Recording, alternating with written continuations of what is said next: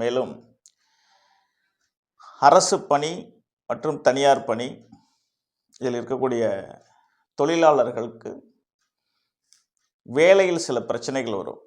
சில பேருக்கு இடமாற்றம், சில பேர் விஆர்எஸ் கொடுக்கறது, சில பேர் குற்றவாளி அப்படிங்கிற மாதிரி, சில பேருக்கு வந்துட்டு பணியே இல்லை, வேலை போயிடுச்சு அப்படிங்கிற மாதிரி ஒரு சூழ்நிலை உருவாக வாய்ப்புகள் நிறைய இருக்கிறது. தயவு செய்து நீங்கள் இருக்கக்கூடிய அந்தந்த துறைகளில் ஆழ்ந்த அக்கறையுடனும் ஆழ்ந்த கவனத்துடனும் பணி செய்ய வேண்டும். இறை பிரார்த்தனையை அதிகமாக எடுத்துக்கொள்ள வேண்டும். குலதெய்வ வழிபாடு அவசியம் தேவை.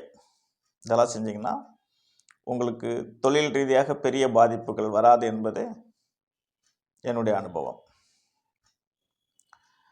அடுத்ததாக பெரியோர்கள், 60 வயதை கடந்து இருக்கக்கூடியவர்கள் உடல்நலத்தில் ஆழ்ந்த அக்கறை எடுத்துக்கொள்ள வேண்டும்.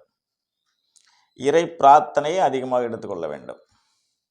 போக்குவரத்தில் பாதுகாப்பாக இருக்க வேண்டும். அனைவருமே, மாணவர்களிலிருந்து வாலிபத்தில் இருக்கிறவங்க வரை, வயோதிகர்கள் வரை போக்குவரத்தில் அசால்ட்டாக கீழே விழுகிறாங்க. இப்போது விரயச்சனி என்ற காரணத்தினால் அடுத்த ஜென்மசனி வந்துடுவார்.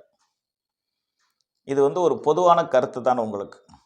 இது பயமுறுத்துவதற்கு அல்ல, எச்சரிக்கையாக இருப்பதற்காகத்தான்.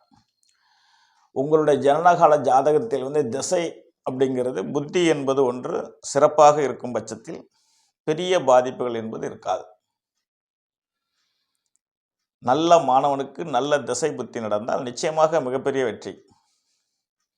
தசாபுத்தி சாதகமாக இல்லை அப்படின்னா கொஞ்சம் பாதிப்பு கூட இருக்கும்.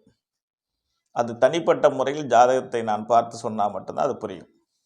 ஆகவே குழந்தைகளாக இருக்க வீட்டில் யார் வீட்டில் மீனராசியில் பிறந்த குழந்தைங்க இருக்காங்களோ அவங்கள பத்திரம் பார்த்துங்க. மாணவர்களுக்கு அதிக அக்கறையும் பொறுப்பும் கொடுத்து அவங்கள நல்லா படிக்க வைங்க. பணியில் இருக்கிறவர்கள் எச்சரிக்கையாக இருங்க. வயதானவர்கள் உடல்நலத்தில் கவனம் செலுத்திக் கொள்ளுங்கள். எல்லாவற்றுக்கும் மீன ராசியில் பிறந்தவர்கள் குலதெய்வ வழிபாடு செய்யணும். திருச்செந்தூர் முருகனை தரிசனம் செய்யணும்.